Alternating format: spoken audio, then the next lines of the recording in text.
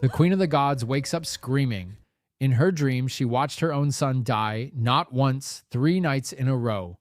Baldr was not just any son, he was the most beloved being in all 9 realms. Light seemed to follow him. Even his own father, Odin, adored him without condition, so when Frigg told the gods about her dream, no one laughed.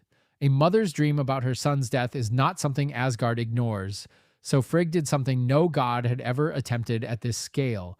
She decided to make Baldr unkillable. She traveled to every corner of existence. She asked fire not to burn him. She asked water not to drown him. She asked iron, stone, and every disease not to harm him. Every animal, every plant, every poison. One by one, everything in creation swore an oath. We will never hurt Baldr, they promised. When she returned to Asgard, she believed her son was safe forever. The gods decided to test it, not out of doubt, out of joy. They threw stones at Baldr. The stones bounced off harmlessly. They swung axes at him, not a scratch. They shot arrows point blank. The arrows simply refused to land. It became a game. The invincible god of light. Everyone found it hilarious. Everyone except one god. Loki wasn't laughing. He was thinking. Loki was clever in a way the other gods weren't. He wondered how Frigg could possibly have asked everything in existence for an oath. So he disguised himself as an old woman and visited Frigg.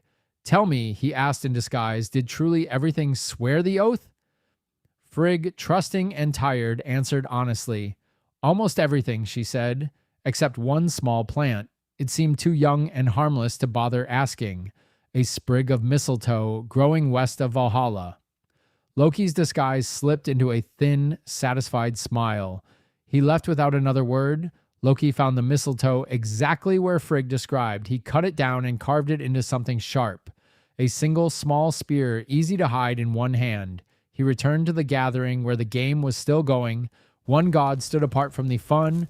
Hodur, Baldr's own brother, blind since birth. He could hear the joy, but couldn't join it. Loki approached him gently. Why don't you throw something too? Loki asked. Hodur hesitated. I have nothing to throw, and I can't see him to aim. Loki pressed the mistletoe dart into his hand. I'll guide your aim, Loki said. Hodur trusted him completely. Why wouldn't he? Loki lined up the throw with quiet precision. Everyone was still laughing. No one noticed what was about to happen. Throw now, Loki whispered. Hodur threw with all his strength, aiming exactly where Loki told him to. The small dart crossed the field in silence. Nothing in creation had sworn to protect Baldr from this. It struck him directly in the chest. For one terrible second, no one understood what they were seeing. Then Baldr fell. The most beloved being in the 9 realms hit the earth and did not move again. The laughter died instantly. Silence spread across the field like frost. Hodur stood exactly where he had thrown, still smiling, still blind. He had no idea what he had just done. Someone finally screamed. It was Frigg. She reached him and dropped to her knees. This wasn't possible. She had asked everything. Everything. Everything except one small plant she thought too harmless to matter. Odin arrived moments later, the god who saw all of history and all of the future. Even he hadn't seen this coming clearly enough to stop it. Because Odin understood something none of the others did yet. This wasn't an accident. Somewhere in that crowd was the god who had planned it. Loki said nothing. He didn't need to run yet. No one suspected him. Not yet. Odin knelt beside his son's body. For the god who ruled war, wisdom, and death itself, this was a grief he could not outthink. Because Odin knew something about Baldr's death that Frigg didn't yet. This was not just the death of his favorite son.